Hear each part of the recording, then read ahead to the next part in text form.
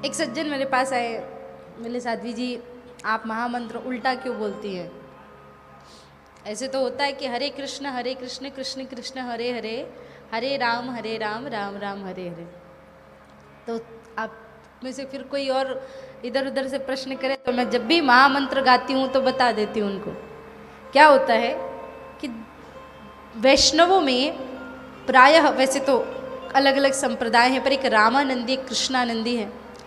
जो रामानंदी संप्रदाय के होते हैं वो प्रारंभ करते हैं हरे राम राम राम हरे हरे। जो कृष्णानंदी है वो प्रारंभ करते हैं हरे कृष्ण कृष्ण कृष्ण हरे।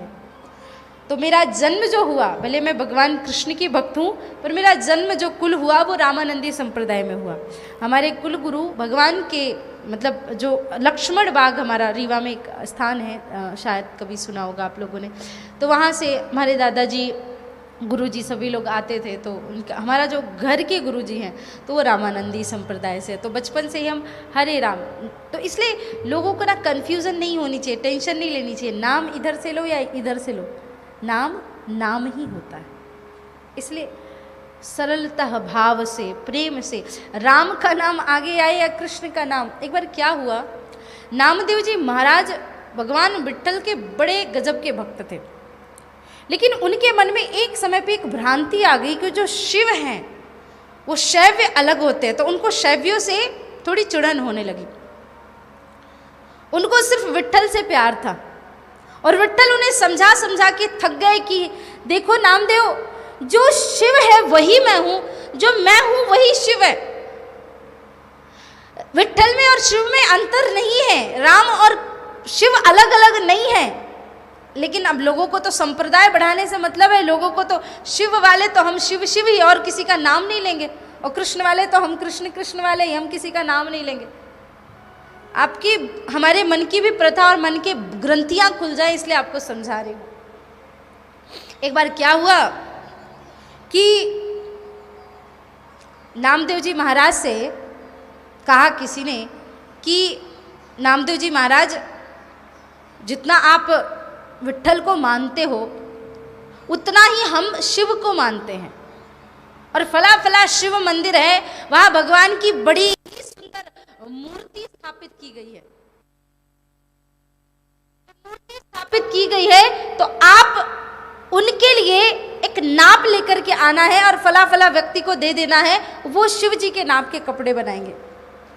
नामदेव जी ने कहा भला मैं शिव जी के पास क्यों जाऊं। ये पर्टिकुलर कुछ समय का वाक्य है।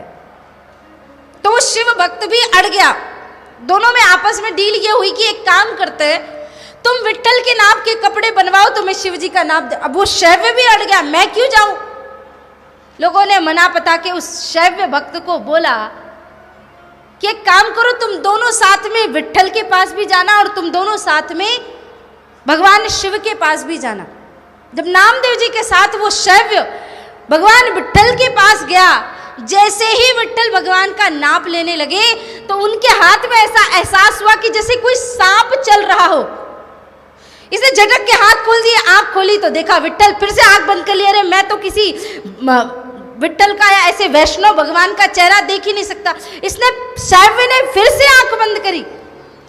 नामदेव जी को तो तब तक समझ में आ चुका था कि मेरे विट्ठल मुझे क्या लीला दिखाने वाले हैं। उनकी आंखों से झरझर आंसू बहने लगे और वो एक कोने में जाके खड़े हो गए। अब तो जो विट्ठल मुझे कहेंगे मैं करूंगा। लेकिन उस शैव्य भक्त को अभी तक भी समझ में नहीं आ रहा था। उसने फिर से आंख बंद करी, फिर से नाप लेना चाहा। मुझे तुम्हारे विट्ठल का चेहरा नहीं देखना, पर मुझे मेरे शिव के नाम के कारण बुलाया गया, इसलिए मैं नाप लूंगा।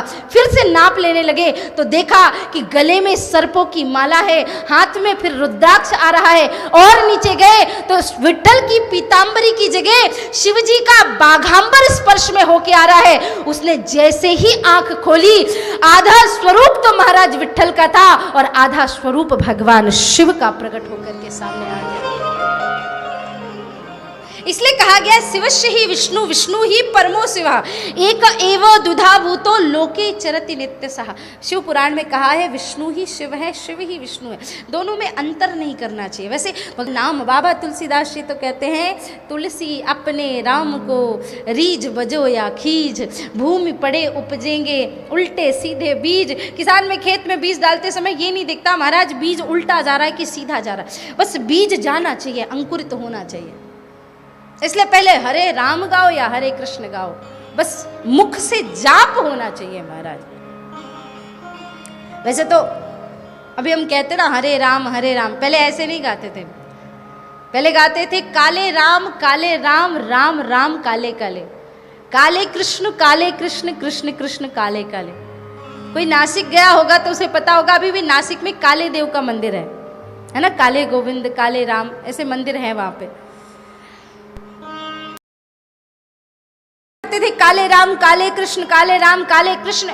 माता सीता और माता राधा को बहुत बुरा लगा, बोले प्रभु ये क्या बात हुई, कोई लंगड़ा हो तो उसे लंगड़ा ही कहेंगे, मानते हैं आप काले हो पर इसका मतलब ये थोड़ी कि कोई आपको काला कहेगा। तो राम जी ने सीता जी से कहा अब क्या करें, राधा जी से भगवान कृष्ण ने कहा कि अब क्या करें। तो देखो राधा जी और मां सीता है पीत वर्णी और प्रभु है सावले, तो माता सीता ने अपना पीला रंग आधा दिया किसको, प्रभु श्री राम को, और मां राधा जी ने अपना पीला रंग दिया किसको, मेरे कान्हा को। और जब भी काला और पीला आपस में मिल जाता है तो पता है कौन सा रंग होता है, हरा रंग हो जाता है। इसलिए उस दिन से भगवान को कहने लगे हरे राम राम राम हरे हरे, हरे कृष्ण। अच्छा चलो ये तो बड़े विनोद की भाव है, जो भी भक्त भाव बनाते हैं वो भाव बता देने चाहिए। इसका मतलब ये नहीं है कि किसी एक पर्टिकुलर चीज पे ही बात स्थित हो जाएगी, ऐसा ही हो। वो तो दुख हरते हैं, दारिद्र हरते हैं, संकट हरते हैं, कष्ट हरते हैं, इसलिए हम कहते हैं हरे कृष्ण। पर ये संकट, ये दुख, ये दारिद्र कब हरते हैं, जब हमारा मन निर्मल हो जाए,